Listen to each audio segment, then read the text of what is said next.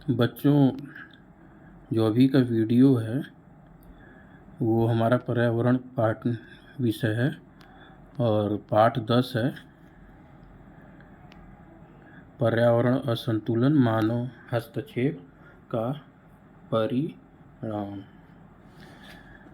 आपने कभी देखा है बाढ़ आता, जैसे अभी हिमाचल प्रदेश में आया, भूकंप आता है, ज्वालामुखी फूटती है, आंधी आई अभी कुछ दिन पहले जून में मुंबई में।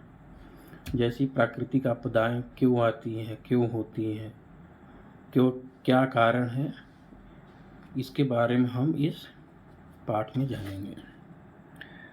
ये सब आपदाएं जो बच्चों होती है ना, वो मानव के हस्तक्षेप के कारण आती हैं।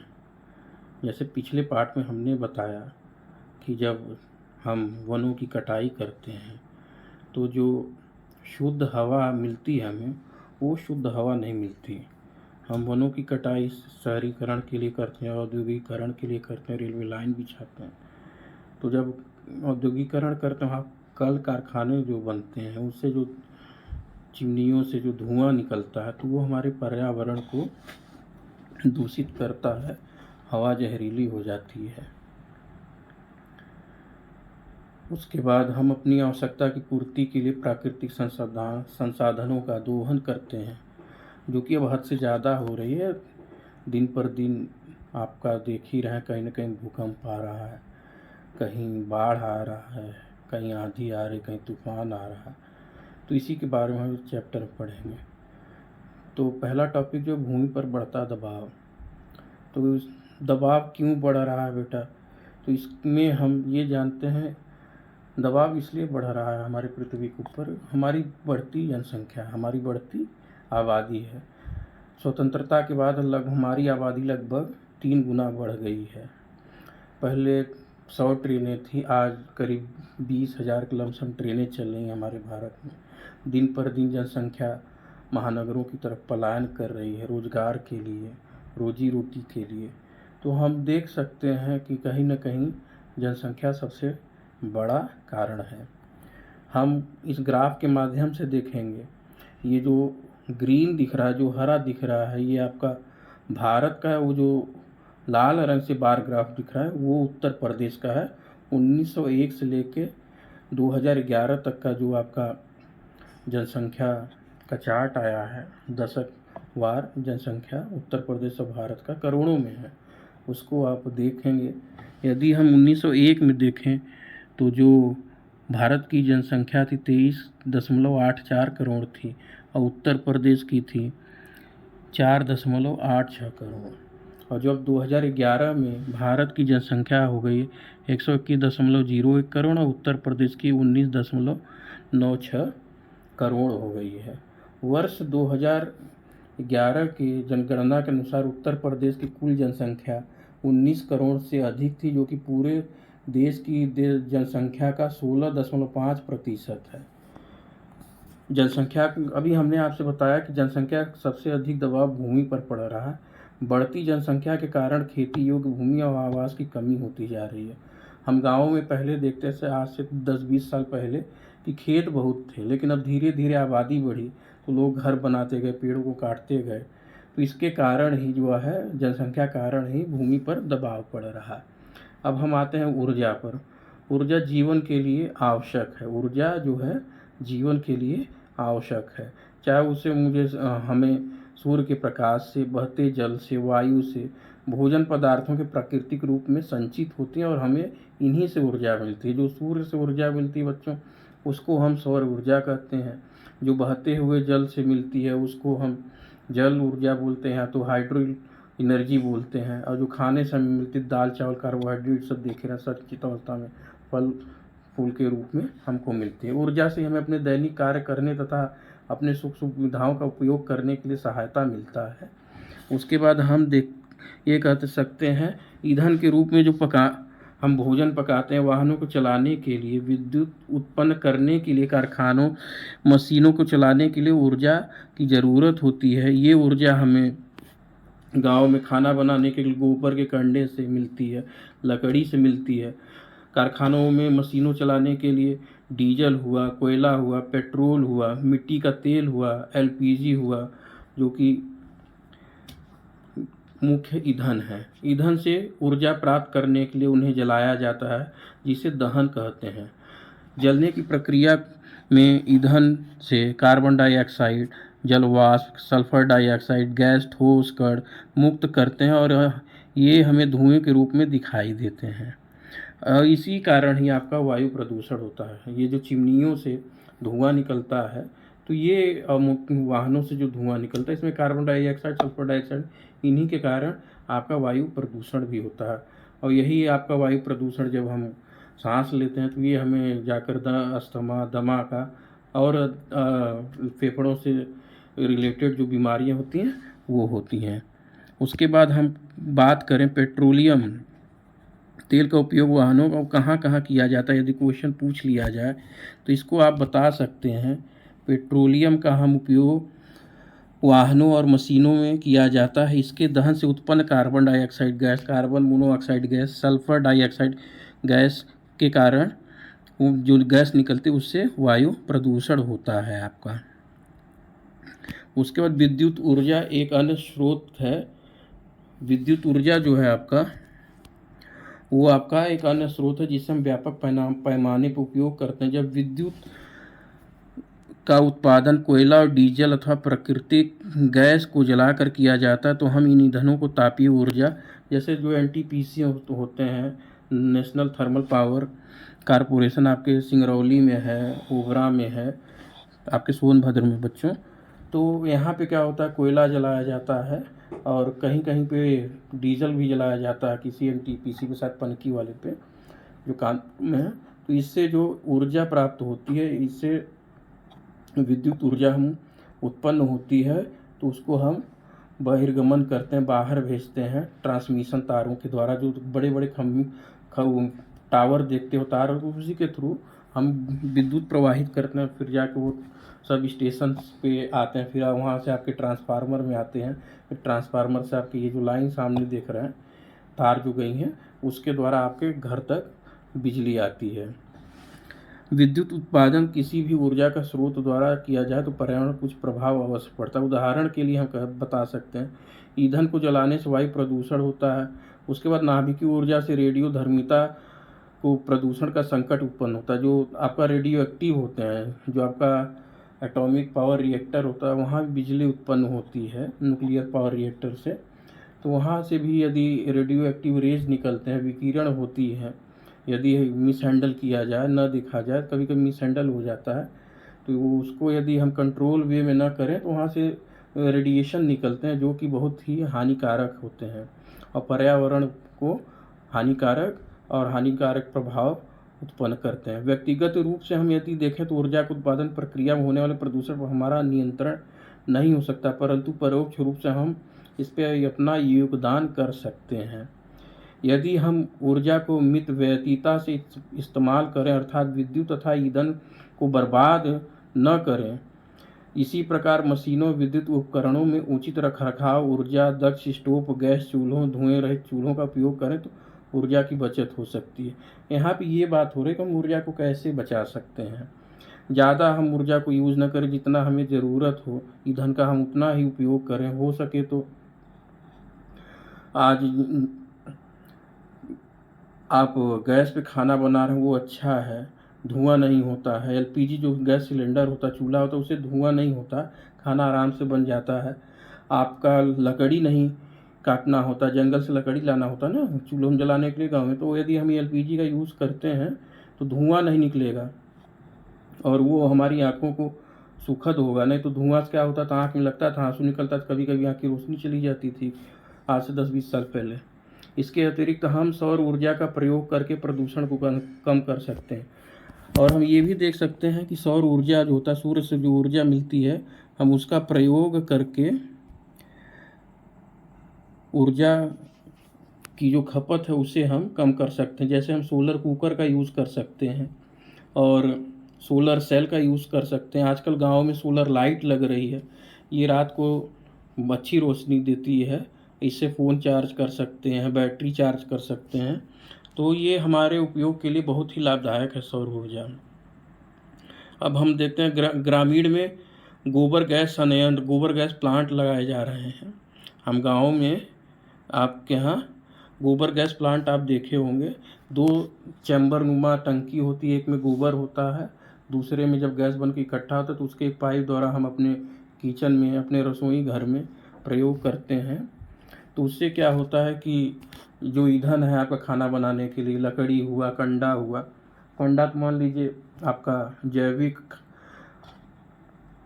ऊर्जा है, गाय के गोबर को सुखाकर बनता है, लेकिन जो लकड़ी होती है उसकी जगह यदि हम गोबर गैस की यूज़ करते हैं, लकड़ी का प्रयोग नहीं होगा, उपयोग नहीं होगा, हमारे वन संपदा बचे रहेंगे।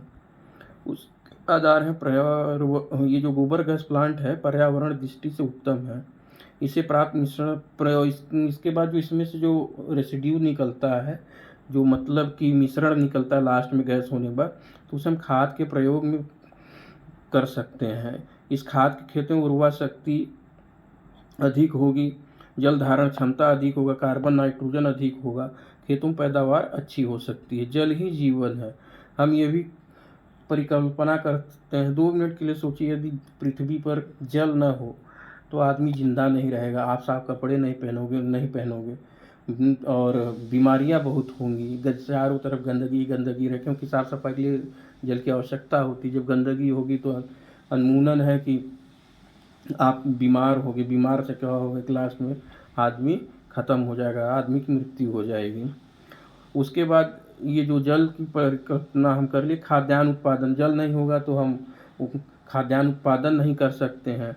और जो जल की ज़रूरत होती है कारखानों में, तो कारखानों से जो हमें प्रोडक्ट मिलता है, उत्पाद मिलता है, वो नहीं बन पाएंगे, अवशिष्ट पदार्थों का निस्तारण नहीं हो पाएगा।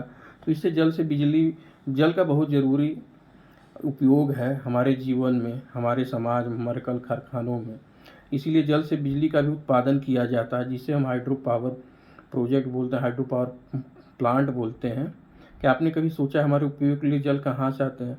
जल कुओं से मिलता है, हैंडपम्प से मिलता है, तालाब, झरना, अन्य प्राकृतिक स्रोतों से हमें जल प्राप्त होता है। नदियों की शुद्धता, इनका प्रदूषण के कारण हमारे देश में बहुत सी नदियाँ, मेन नदियाँ जो हैं बच्चों, देखो गंगा, यमुना, गोमती, ब्रह्मपुत्रा है, सोन नदी है। नदियाँ जल से, जो पहाड़ों में बर्फ़ होता है उसे जब पिघल कर आते हैं तो नदियों का रूप लेती हैं। गंगा को स्वच्छ और निर्मल नदी के रूप में माना, जो हम गंगा को गंगा माता कहते हैं क्योंकि निर्मल और स्वच्छ है, परंतु आज बहुत ही प्रदूषित। कानपुर में जो चमड़ा उद्योग हो उसका जो सीवेज निकलता है, मतलब जो गंदा पानी तो गंगा जी में बहाया जाता है, उसको सीवेज ट्रीटमेंट प्लांट में बहुत कम ही शोधन होता है, जिससे गंगा बहुत कानपुर से एकदम प्रदूषित है।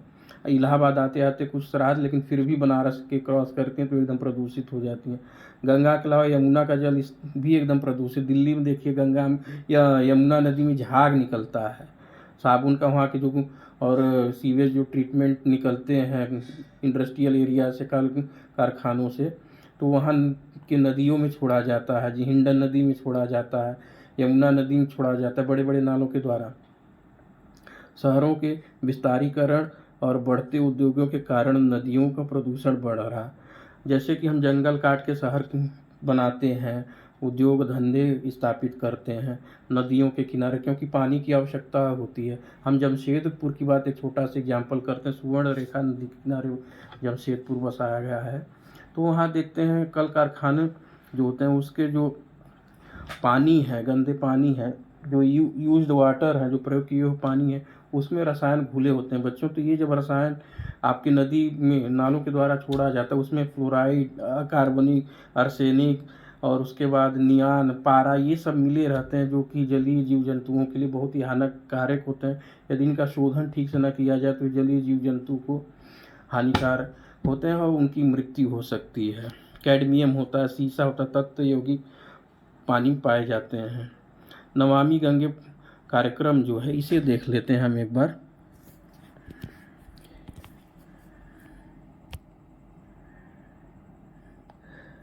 शहरों के विस्तारीकरण और बढ़ते उद्योगों के कारण नदियों का पानी प्रदूषण हो रहा है। इसमें आपका रासायनिक पदार्थ जैसे कैडमियम, सीसा, पारा जैसे तत्व पाए जाते हैं, जो सीवेज ट्रीटमेंट प्लांट से निकलते हैं, तो कल कारखानों से। ये जलीय जीव जंतु के लिए बहुत ही हानिकारक होते हैं और हमारे स्वास्थ्य के लिए भी हानिकारक होते हैं। अब हम चलते हैं नमामि गंगे प्रोग्राम पर। नमामि गंगे प्रोग्राम जो कि इंटीग्रेटेड कंजर्वेशन मिशन का है, जो जून 2014 में नरेंद्र मोदी जी द्वारा स्टार्ट किया गया था अपने पीएम के द्वारा। इसे जल शक्ति मंत्रालय के तहत संचालित किया जा रहा है। ये जो आपका स्कीम है, ये जो योजना है नमामि गंगे कार्यक्रम, ये जल शक्ति मंत्रालय के तहत संचालित किया जा रहा है और इसको 2014 में जून 2014 में हमारे प्रधानमंत्री श्री नरेंद्र मोदी जी ने हरी झंडी दिखाया था। इस कार्यक्रम के तहत गंगा को राष्ट्रीय नदी घोषित किया गया और गंगा के प्रदूषण को कम करने के लिए इसके पुनर्जीवन के साथ संरक्षण को दोहरे उद्देश्यों को पूरा करता है। हम देखते हैं कि आज इस नमामि गंगे मिशन के तहत गंगा किनारे जो गांव बसे हैं, हर जिले में 40 से 50 गांव को गोद लिया जा रहा है। वहाँ पे पेड़ पौधे लगाए जा रहे हैं, वानिकीकरण किया जा रहा है और वहाँ पे गंदगी जो होती है गंगा किनारे उसको रोका जा रहा है और उसको जन जागरूक रैली के तहत, सोशल अवेयरनेस प्रोग्राम के तहत लोगों को जागरूक किया जा रहा है। गंगा को स्वच्छ रखें। अब आते हैं ई कोलाई के बारे में कुछ जान लेते हैं। ई कोलाई जो है एक सूक्ष्म जीवाणु है, माइक्रो ऑर्गेनिज्म है, आपका बैक्टीरिया है जो हमारे हाथों में पाया जाता है, जिसके कारण पेचिश होता है, आंत्र शोथ भी कहते हैं। पानी में एक सीमा तक इसकी संख्या स्वास्थ्य के लिए हानिकारक नहीं होती, परंतु एक निश्चित सीमा जब लांघ जाता है तो ये उपस्थिति हमारे लिए हानिकारक हो जाता है। वर्तमान में अनेक नदियों, अन्य जल स्रोतों में रोगाणुओं की संख्या निर्धारित सीमा से कहीं अधिक हो गई। वही हम कुछ देर पहले आपसे बात कर रहे थे कि जो नदी का पानी है, नदियों के जो जल है, आपके कल कारखानों से जो गंदा पानी आ रहा है तो इसमें मिल जाता है। इसके कारण जो होता है वहाँ की जो जीव जंतु हैं, जलीय जीव जंतु हैं, वो एक सीमा से अधिक हो जाते हैं जो हमारे लिए हानिकारक होते हैं। मानव हस्तक्षेप के कारण गंगोत्री हिमखंड प्रति वर्ष 20 से 25 सेंटीमीटर की गति से सिकुड़ रहा है।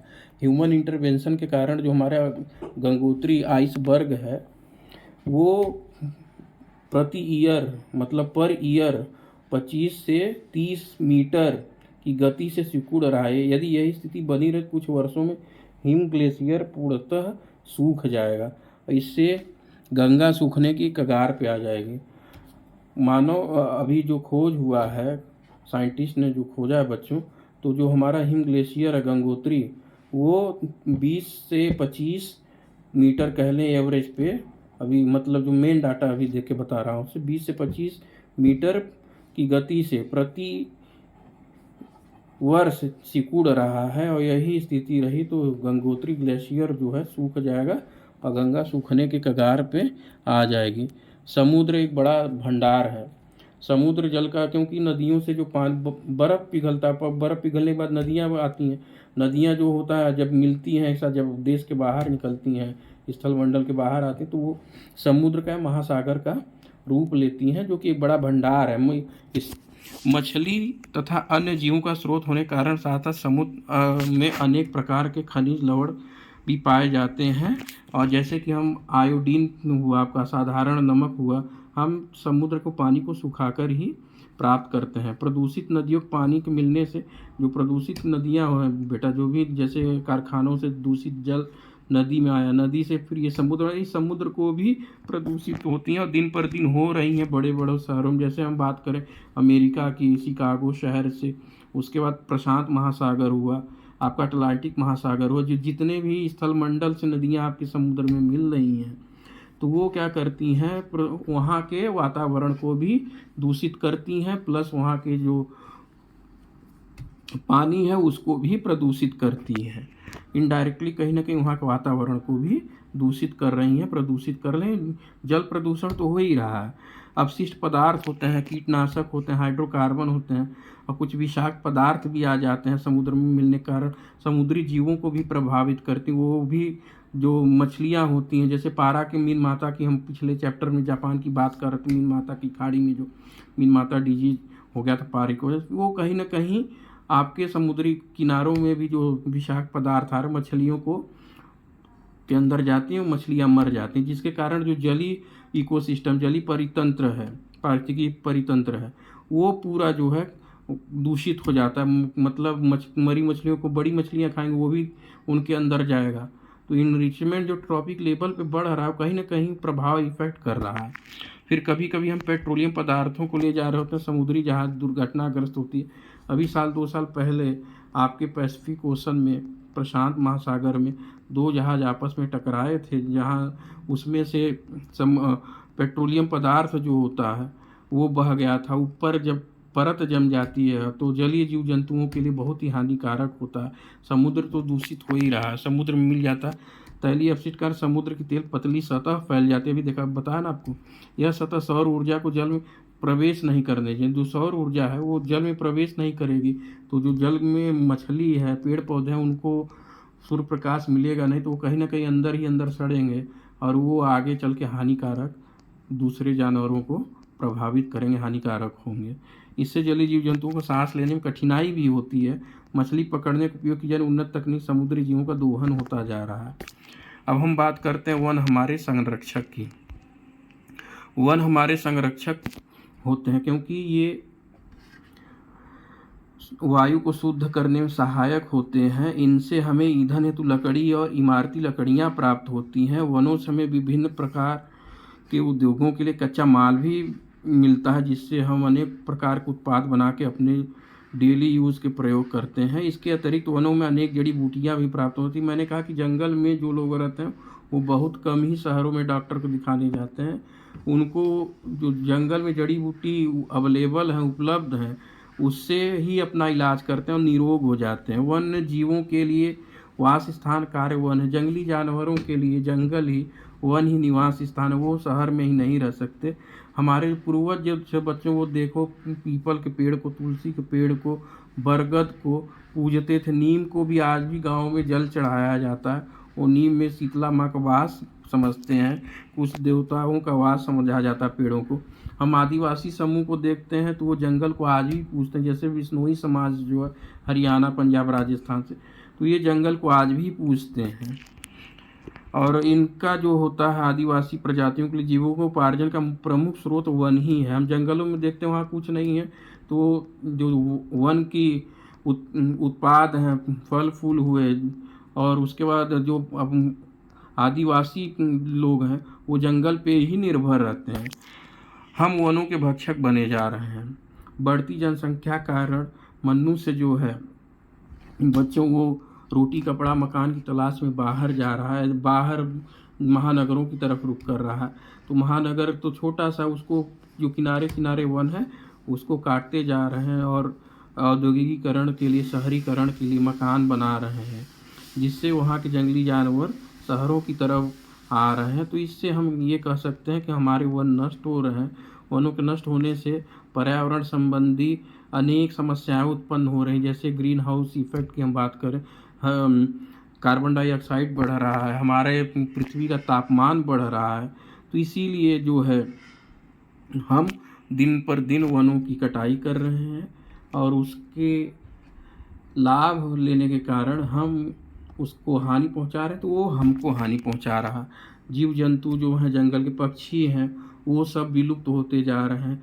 कुछ तो एकदम विलुप्त हो गए। दुर्लभ पशु पक्षी वनस्पति विलुप्त होती जा रही हैं। इसका एक उदाहरण भारतीय चीता, जो अब विलुप्त प्राय होने, मतलब कभी भारत चीता बहुत होते थे, अब विलुप्त प्राय ज़्यादा से ज़्यादा 100-150 बचे हुए हैं। वनों के कम होने के कारण जंगली व पशु गाँवों की घुस आते हैं, बच्चों जानवरों को हमला कर देते हैं। अभी मैंने आपसे कुछ देर पहले कहा कि जब वनों की कटाई करते हैं तो वनों के जो जंगली जानवर वो शहरों की तरफ रुख करते हैं, हमारे गायों पर, हमारे बच्चों के ऊपर, हमारे बकरियों के ऊपर, हमारे घरों में हमला करते हैं, जिससे हमारे लिए एक भय का डर बना होता है। अब प्रश्नोत्तर करते हैं, आइए। प्रश्नोत्तर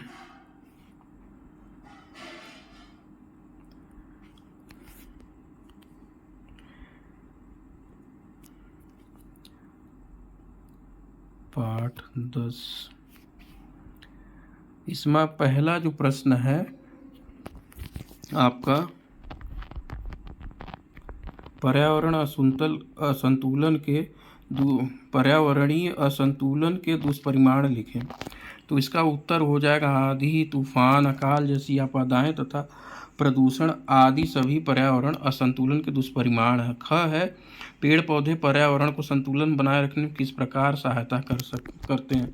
पेड़ पौधे जो होता है बेटा वो आपके वायु को शुद्ध रखते हैं, उसके बाद और कार्बन डाइऑक्साइड जो ज़्यादा होता है हमारे पर्यावरण उसे अवशोषित करते हैं, इससे ऑक्सीजन गैस छोड़ते हैं। पेड़ पौधे वर्षा कराकर पृथ्वी को हरा भरा वायुमंडल में जल की उचित मात्रा को बनाए रखते हैं, इसके साथ ही वायुमंडलीय ताप को भी नियंत्रित रखते हैं। वही कार्बन डाइऑक्साइड वाली बात बता रहे हैं, पेड़ ही नहीं रहेंगे तो कार्बन डाइऑक्साइड दिन पर दिन बढ़ेंगे, तापमान आपका बढ़ेगा। ये मिट्टी को एक कटाव को रोकते हैं, उसकी उर्वरा शक्ति को बनाए रखते हैं। जनसंख्या बढ़ने से कौन कौन से समस्याएं उत्पन्न होती हैं। जनसंख्या बढ़ने से सबसे पहली बात रोटी कपड़ा मकान, आपका जो खाद्यान्न है वो कम हो जाता है, जनसंख्या अधिक रहती है। आपका भूमि सीमित है, ये दूसरा भूमि सीमित है वो तो बढ़ेगा नहीं, तो ये जब बढ़ती जनसंख्या के लिए आवास की भी आवश्यकता होती है, रोजगार की आवश्यकता होती है। उद्योग धंधों को जब हम स्थापित करेंगे तब रोजगार मिलेगा बढ़ती जनसंख्या के लिए। और ऊर्जा के स्रोतों पर भी अत्यधिक दबाव पड़ता है। ऊर्जा के कौन कौन से स्रोत हैं। ऊर्जा के स्रोत में यदि सबसे पहले बात करें तो सौर ऊर्जा होता है, कोयला है, लकड़ी है, पेट्रोल, डीजल, प्राकृतिक गैस, मिट्टी का तेल, गोबर गैस, गोबर के कंडे, उपले, बिजली और आपका जल ऊर्जा हुआ जो हाइड्रो पावर प्लांट से जो एनर्जी निकलती है उसको हम हाइड्रो इलेक्ट्रिसिटी बोलते हैं, वो भी ऊर्जा का स्रोत है। अब आते हैं मिलान पे। वृक्षारोपण, पर्यावरण संतुलन के लिए हम पेड़ लगाते हैं, उसको हम वृक्षारोपण कहते हैं। जनसंख्या वृद्धि, वास स्थान में कमी, जनसंख्या वृद्धि के कारण जमीन चाहिए, जमीन सीमित है, इस वजह से वास स्थान कमी। जल प्रदूषण से हमें पेचिश होता है, प्रदूषित जल पीने से। छोटा परिवार सुखी परिवार है। वायु प्रदूषण से हमें श्वसन संबंधी बीमारी होती है। जल का मुख्य स्रोत क्या है, सही करना है। जल का मुख्य स्रोत आपका क्या, हैंडपंप, तालाब, वर्षा होगा। प्रदूषित जल पीने से कौन सा रोग होता है, खसरा, केसर, कैंसर होगा, वो केसर लिखा हुआ है गलत लिख दिया, कैंसर होगा। हैजा भी है, तो प्रदूषित जल पीने से हैजा होता है।